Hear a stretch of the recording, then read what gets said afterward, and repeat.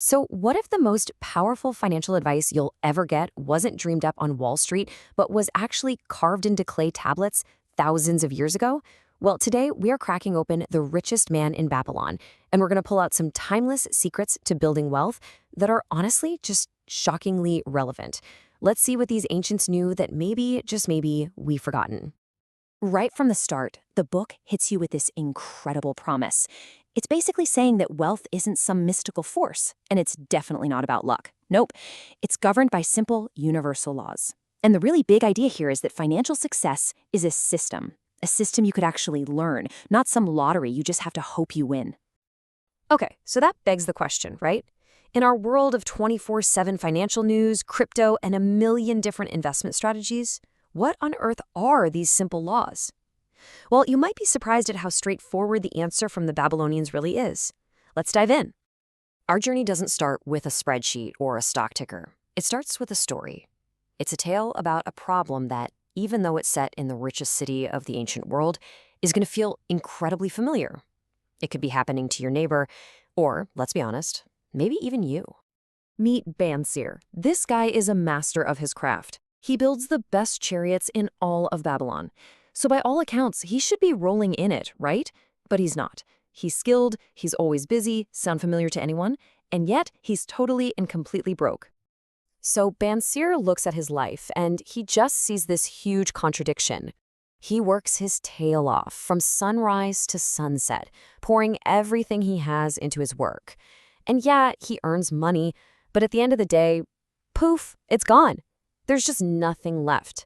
His purse is always empty, or as he calls it, lean. And this is the question he finally asks his friend. It's this cry from the heart that honestly just echoes through the centuries. Why is it that even when we work so hard and we earn a pretty good income, we just can't seem to get ahead? Why do we live in a world of so much plenty but have so little to show for it?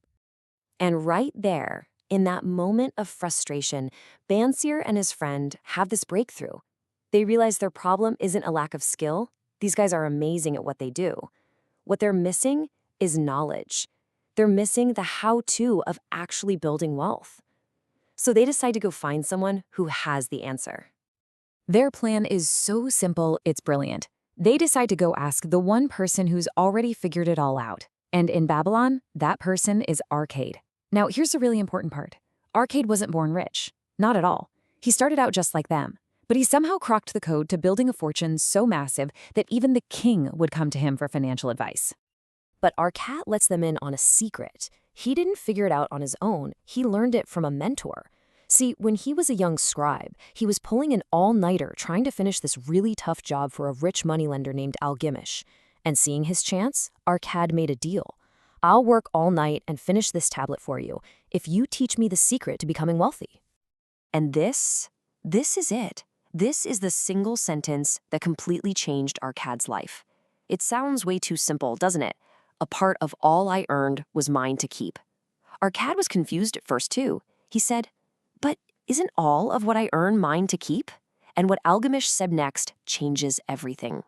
Algamish explains, look, we pay the guy who makes our clothes, we pay the guy who makes our sandals, we pay the grocer, we pay literally everyone, except ourselves. And this realization leads us straight to the very first cure for a lean purse. You gotta love the ancient language here. Start thy purse to fattening. The goal isn't just about earning money to spend it. It's about making your purse fatten. It's about accumulation, not just cash flow. And the method for doing it is just stunningly simple. Here it is. For every 10 coins that go into your purse, you only take out 9 to use. That's the rule. You save at least 1/10 of every single thing you earn.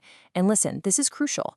Not after you've paid your bills, not whatever's left over at the end of the month. No, you take your 10th right off the top. So what we're looking at here is the ancient origin of the modern idea we call pay yourself first. It is a fundamental shift in your priorities. Your savings, your future wealth, is not an afterthought. It becomes the very first, most important bill you pay every single time you get paid. Okay, I know what you're thinking. How am I supposed to save a 10th when I can barely cover my necessary expenses as it is? Well, Arcad has an answer for that, and it's the second cure. Arcad points out this critical, timeless truth about human nature. What we call our necessary expenses, well, they have a funny way of always growing to match our income, unless we do something about it.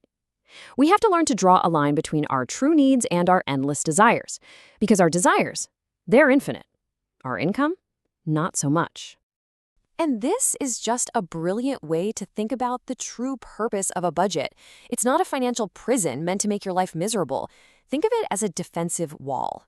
Its one and only job is to protect that sacred 1/10 that you're saving, to make sure your casual wants and wishes don't steal from your future security.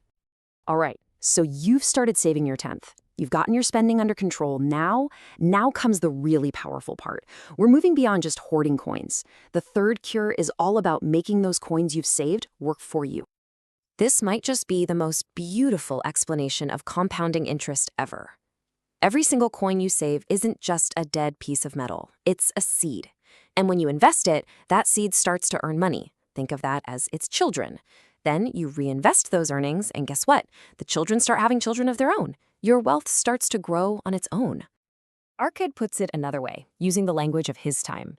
He says your savings become an army of golden slaves that are working for you day and night.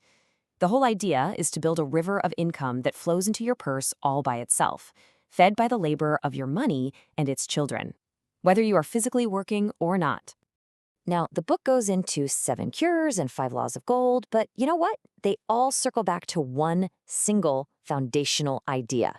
If you take away just one thing from all of this, please let it be this. This is it. This is the whole game. This is the law that holds everything else up. A part of all you earn is yours to keep. You see, it's not about how much money you make. It's about how much of that money you keep. This simple truth is what separates the people who build wealth from those who are always just getting back. At the end of the day, building wealth starts with a decision, a psychological shift. It's the moment you decide to prioritize your own financial future above every other expense. It's the moment you stop working just for the landlord and the grocer, and you finally start making your earnings work for you. You know, the wisdom of Babylon has stuck around for thousands of years for a simple reason. It's true and it works.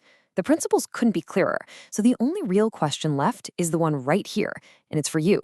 Now that you know the secret, what are you going to do with your first 10th?